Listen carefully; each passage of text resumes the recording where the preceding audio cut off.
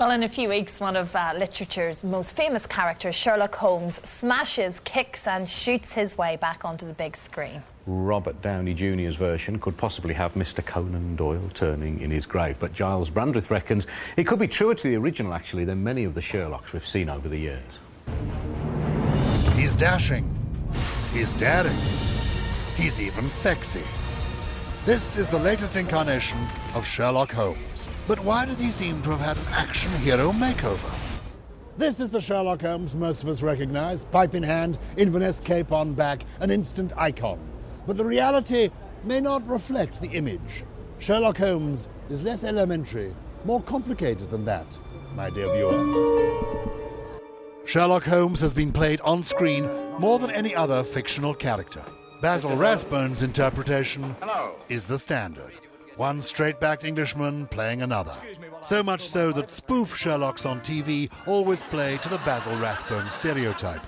But I'm off in search of the real Sherlock Holmes. Why does Basil Rathbone endure? It was the first movie that was actually set in the Victorian period. So for the first time, cinemagoers were seeing Holmes with pea soupers and hansom cabs.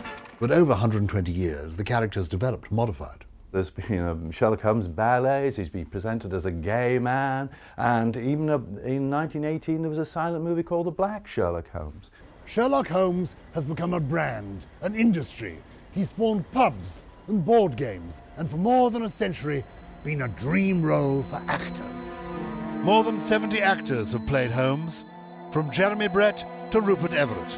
The later versions have concentrated on the darker side of his character. But how does an actor who played Holmes see him? Guy Henry was the young Sherlock in the early 80s.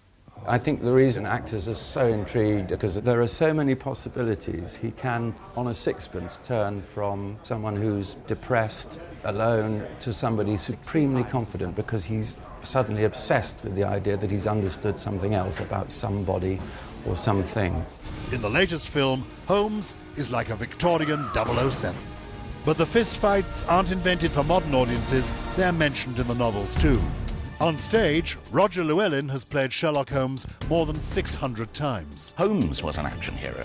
Holmes was very good at fisticuffs and shooting 5 barrels into the creature's flank and sword fighting. You've just seen the latest incarnation of Sherlock Holmes. What did you make of it?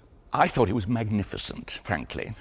A revisionist version, but it works, and it's quite loyal to the whole Holmes myth. Exactly 120 years ago, Arthur Conan Doyle left this hotel with a commission to write the second Sherlock Holmes story.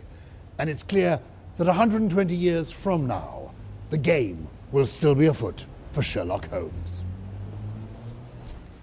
Gyles is here with Larry. I assume you're old friends. We are old friends, not only old friends. Yes, I am thinking of working with Larry as my new Holmes. Yes. Listen to him. I mean, you don't really believe it when I can start to talk like that, just like Gyles. It's not the sort of thing one does in EastEnders, but now and again one has to do it. When he comes round to dinner at my place, that is how he sounds like. I turned up here this evening and I was appalled the way he was letting the side down. Gyles, you don't think I'm going to come round there and act like some frightful pro? do pass the caviar to your heart. You should see him and Barbara Windsor. When they have supper with us, it is absolutely... It's like having dinner with the Queen. It is indeed. Well, name is Windsor, isn't it? Barbara reverts to just the same style herself. Well, she is a Windsor, of course. That's it. So, a very, very distant relative. I have to tell you, until he plays Sherlock Holmes, for me, the definitive Sherlock Holmes, and this new production is wonderful. Robert Downey Jr. is a sensational actor who can do a wonderful British accent. But Jeremy Brett, for me, on television, was definitive. It had the danger, the vulnerability, the sense of action and drama. He was extraordinary. Yep. So Brett is my number one. Nodding in agreement. Number one, definitely. I mean, Jeremy Brett was a huge, huge help to me. When I was first starting, Jeremy, I was working with him in Canada, and he said, you know, darling, you're never going to believe it. My agents called me up to ask me if I could play a Northern Irish docker. And he said, well, a Northern Irish docker, but you could, couldn't you, darling? And that was it. I got a job on Broadway thanks to Jeremy Brett. I played George McBrain in Trevor Griffith's play. Brilliant, Gyles. Yeah. Lovely to see you. Thanks. Lovely to see you, and do see us on tour. His Holmes, my Watson. Yeah, there you go. Good evening with Gyles. In fact, we can alternate. I'll play Watson, you play Holmes. Quiet, please. Want to do something about hibernation, because it sounds a very nice idea, doesn't it? Oh, it does, I think, this time of the year. It'd be lovely. I could do it. Here's Miranda Krestofnikov.